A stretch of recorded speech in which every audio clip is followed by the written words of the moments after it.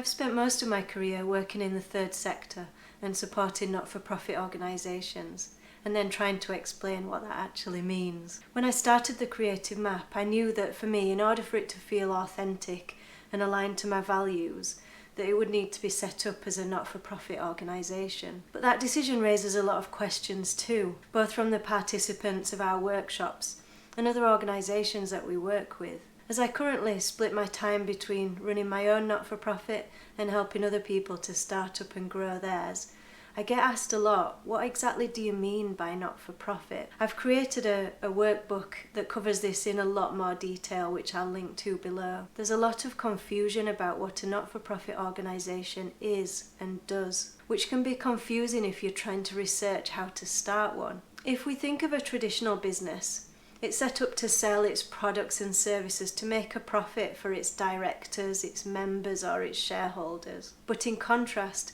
a not-for-profit organisation is a business that is set up to do something other than make a profit for its owners. Usually that something other is to do good, to make a positive difference, to create some social impact in the world. A not-for-profit is also independent, meaning that it's not owned by the government or any statutory services. It also means that in most cases it's not owned by shareholders. There are a couple of exceptions to this which are in the longer version of the video that I've created, but for now the best way to think of it is that a not-for-profit organisation is independent. However, one of the most common misperceptions I hear is that if you run a not-for-profit organisation, you can't make a profit. That's not actually what not-for-profit means. It doesn't mean that you can't or shouldn't make a profit.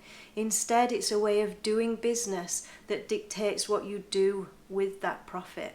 You only need to read a few comments when there's been a headline about a national charity's new CEO appointed on a six-figure salary to get an idea of the misunderstanding around charities. One of the biggest reasons that new not-for-profit organisations fail or don't make it past those first couple of years is that the founders believe that they shouldn't make a profit, and instead they aim to break even because that feels like the most ethical way to run their organisation. But that's just not viable, and it's definitely not sustainable. It can help to remember that a not-for-profit organisation is a business. A charity is a business. A social enterprise is a business. And the first rule of business is that you bring in more money than goes out. The majority of people who start a not-for-profit do so to either raise awareness of an issue that they feel really strongly about, to fix a problem in their community, or to do something positive and meaningful in the world. These are all good and valid reasons, but unless they're paired with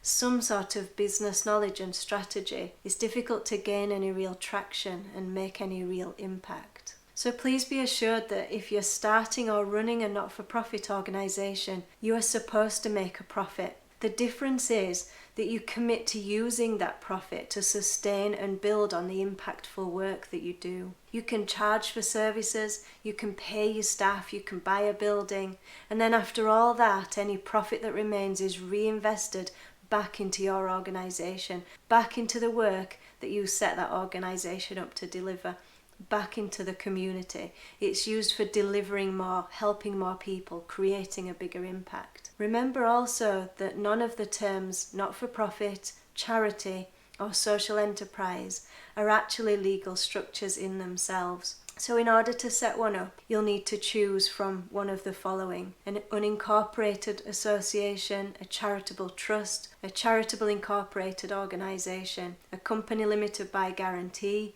usually a community interest company or a charitable company, a community benefit society, or a cooperative society. Again, there's the full descriptions of all of these legal structures and how you go about setting each of them up in the full workbook. So if you're at that stage of thinking about starting a not-for-profit or in the early days of doing so, then I've written that for you. But I'm also happy to answer any questions below.